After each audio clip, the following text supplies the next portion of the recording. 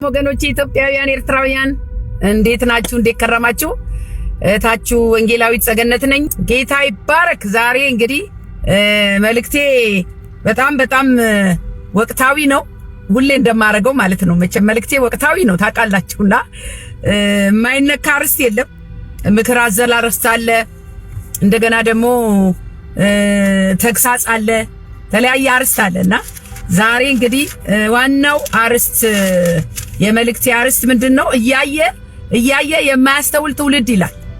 እያየ የማያስተውል ትውልድ የዋናው አርዕስቴ ነው። መግቢያ ማረገው ግን በጣም የሚገርማችሁ ነገር መግቢያ ማረገው በዚህ ባለንበት አሜሪካን ሀገር በትራምፕና በእስራኤል በአሜሪካና በእስራኤል በኩል እየሆነ ያለ ነገር አለና ምንም ነገር ቢሆን ከእስራኤል ጋር የተገናኘ ነገር መንፈሳዊ ስለሆነ ሰሞኑን የትራምፕ የአሜሪካው ፕሬዝዳንት ትራምፕ ትቢቱ በዝቷልና በእስራኤል ላይ ማለት ነውና እሱን ነገር ከመንፈሳዊ እይታ አንፃር መፈተሽ ፈልጋለሁና መግቢያ ያደረኩት እሱን ነው። እንግዲህ በትራምፕ እስራኤል ጋር በነበረው ግንኙነት ኢራንን አብረው በመምታታቸው የኢራንን መሪ በመግደላቸው ባለው ጦርነት አሜሪካ ለእስራኤል አጋር በመሆኗ አሁን በቃ ትራምፕ እንደ ትቢት ነገር እኔ ባልኖር ኖሮ እስራኤል ሆይ አትኖሪም አይነት ነገርና ይሄ ነገር በመንፈሳዊ እይታ ሲታይ የተገላቢጦች ነው የሚሆነው። እስራኤል ከሌለች ሌላ ሀገር የለም። የአሜሪካንም የመኖር ዋስትና እስራኤል ነች እንጂ አሜሪካ የእስራኤል የመኖር ዋስትና አይደለችምና ይሄንን መልእክት ምናልባት ወደ እንግሊዘኛ ቀይሬ አሜሪካኖችም እንዲደርሳቸው በፌስቡክ መለቀው ይመስለኛል። ትራምፕ እንግዲህ የሰው ነገር ይኸው ነው። የሰው ነገር የሰው ነው።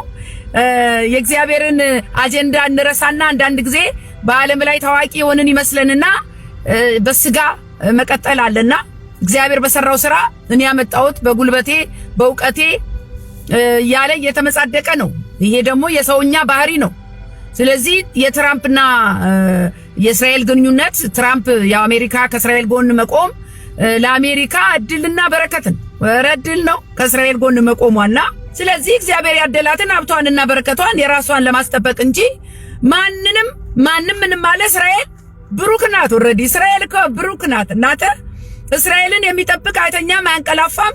ከእስራኤል ጎን መቆም ከእስራኤል ይልቅ ጥቅሙ ለአሜሪካን ሃሎ ትራምፕ ከእስራኤል ጋር ተባብረው የዓለም ስጋት የነበሩትን የኢራኑን መሪ በማስወገድ የኒውክሌር ጣቢያ ካፈራረሱ በኋላ ትራምፕ በፖለቲካና በዓለም አካሄድ ገቡበት ማለት ነው።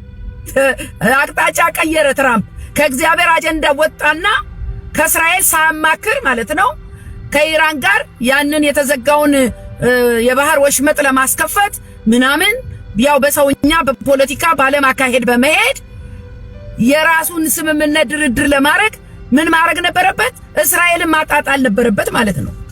ስለዚህ እስራኤል በእግዚአብሔር አጀንዳ ውስጥ ቀዳሚ የሆነችው ሀገር ቀርቶ እኛ ኢትዮጵያውያን እንኳን መኖር የማንችለው ካለ እግዚአብሔር እንጂ ካለ ትራምፕ ወይ ደግሞ ካለ ሌላ ሰው አይደለም። እስራኤል በማንም ላይ የተደገፈች ሀገር አይደለች። አሎ አረ እስራኤል ራሷን የቻለች ናት። ለሰው ትተርፋለች እንጂ ከማንም ምንም ነገር ምትለምን ሀገር አይደለችም። ለምናም አታውቅም። ስለዚህ በትራምፕ ንግግር እስራኤላውያን በጣም ተቆጥተዋል።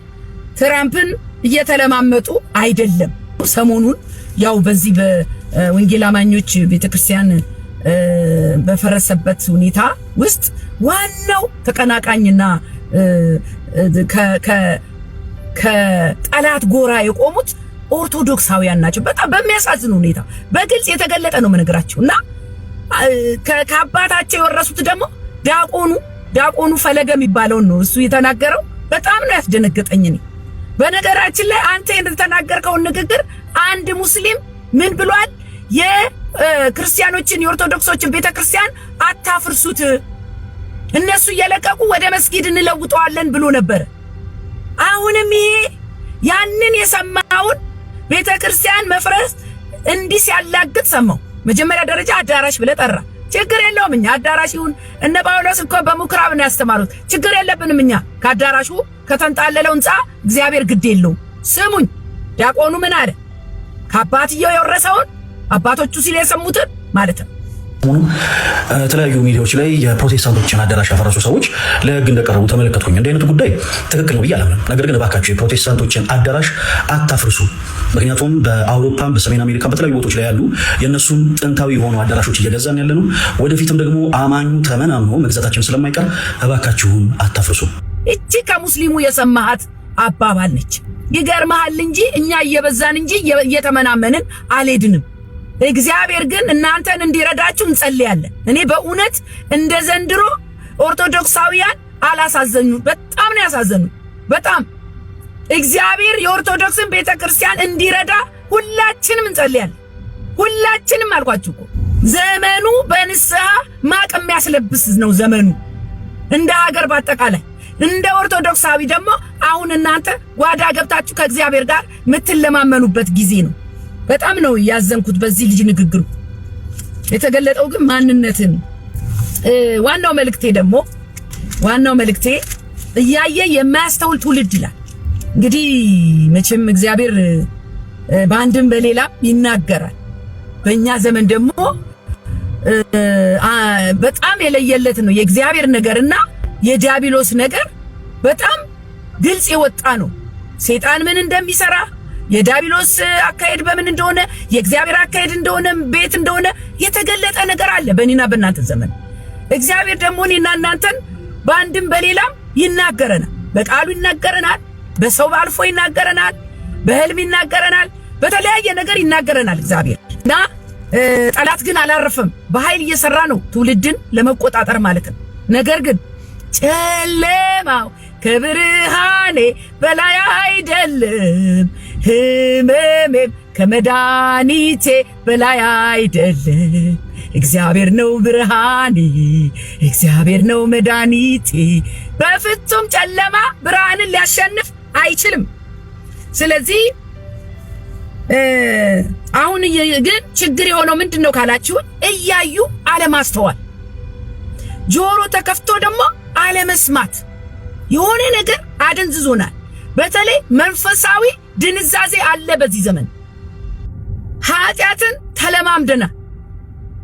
አሁን እኮ በፊት ነውር የሆነ ነገር ሰው እንዲያይባችሁ እንዲያቅባችሁ ማትፈልጉት ነገር እግዚአብሔርም እንደሚቆጣ የምታውቁት ነገር ቃሉ ማይፈቅደው ነገር ተለማምደነዋል።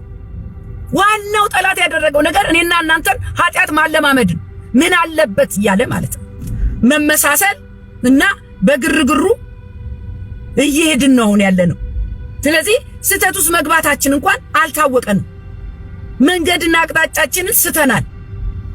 ሳናቀው ውሃ ሲወስድ እያሳሳቀ ነው እንዲሉ ተዘርፈናል ወገኖቼ። የከበረውን የእግዚአብሔር ነገር ተነጥቀናል ብዬ ነው የማስበው። ከክብራችን ወርደናል። በተለይ እንደ ቤተ ክርስቲያን እንደ አማኝ ነው የምላችሁ ከክብራችን ወርደናል። በኩርናችንን የሸጠን ይመስለኛል። በምን ብትሉኝ በዓለም ነገር። አሁን እኮ የእግዚአብሔር ነገር ሞኝነት ሆነ። ማንም አይፈልገው። ሰው ምንድነው የሚፈልገው? ተሯሩጦ እንደምንም ብሎ የዓለምን ነገር መያዝ ነው የሚፈልገው። የዓለም ነገር ደግሞ ያስኳት ስትል ሙልጭልጭ እኮ ናት። ያስኳት ስትል ሌላ ትፈልጋለች። ያስኳት ስትል የበለጠ ታሮጣለች። ዓለም አትጠገብም፣ አትሞላም፣ እርካታም የላትም። እስራኤል አሜሪካንን አትለማመጥ፣ ይልቁንም ቀረብሽ እንጂ አልቀረብኝም ነው ምትላት። እስራኤል አሜሪካንን ማለት ነው። አሜሪካ ያለ ሀገር ብትሆንም ከእስራኤል አትበልጥም። የያዛት እጅ ብርቱ ነውና ማለት ነው። እስራኤል የተባረከች ናት። እና አሁን ትራምፕ ቪዲዮ አያይዝላችኋለሁ። አሁን የምናገረውን በሙሉ ቪዲዮ አያይዛለሁ። አሁን ምንድነው ትራምፕ የአሜሪካንን ግሬት አረጋለሁ ብሎ ስለተነሳ የነዳጁም ዋጋ እንዲቀንስለት በሌላው ዓለምም ተቀባይነት እንዲኖረው አሁን ደግሞ በእስራኤል ላይ ተነስቶ ለሌላ ሀገር እንደሚያረጉት እንደለመዱት የእስራኤሉን መሪ ናታንያሁን ጡረታ ይውጣ፣ ስልጣኑን ያስረክብ፣ ምርጫ ይደረግ ሲሉ ሰማሁ። የትራምፕ ትዕቢት ውድቀትን ትቀድማለች። ትራምፕ እስራኤልን ካልያዘ አይቀጥልም፣ በፍጹም አይቀጥልም። አሁን ገና ቀይ መስመር አለፈ ትራምፕ። ይህንን ነገር በእንግሊዝኛ የምናገረው አይ ዶንት ኬር። ይሄ መንፈሳዊ መልእክት ነው። ስለዚህ እስራኤል በእግዚአብሔር እንጂ በአሜሪካ አትመራም፣ አትጠመዘዝም። እስራኤል አፍሪካ ወይም ዩሮፕ አይደለችም፣ የተለየች ናት።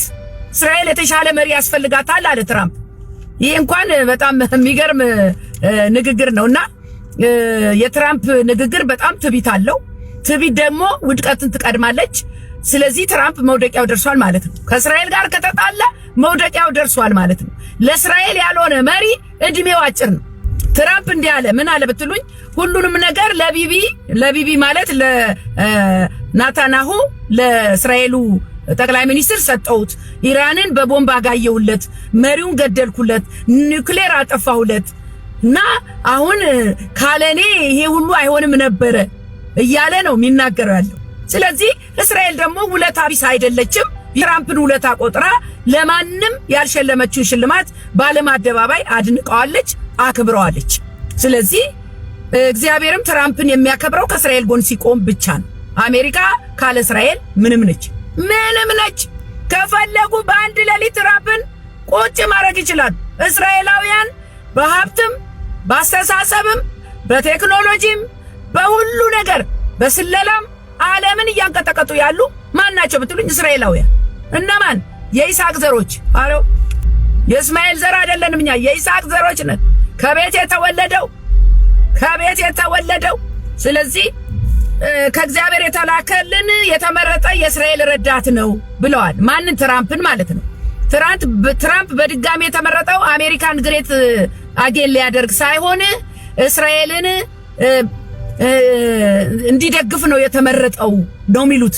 እንደውም አንድ ራባይ የእስራኤል ራባይ ሲናገር ከመጽሐፍ ቅዱስ ጋር አያይዘው ሲናገር ሴንስ ይሰጣል። እና ትራምፕ የተመረጠው አሜሪካን ግሬት ሊያደርግ ሳይሆን ለእስራኤል ረዳት እንዲሆን ነው የተመረጠው። ይህንን ደግሞ ካላከናወነ እግዚአብሔር ያነሰዋል ወዲያው። በቃ ይሄ ነው የተጻፈ ነው እያለ ነው።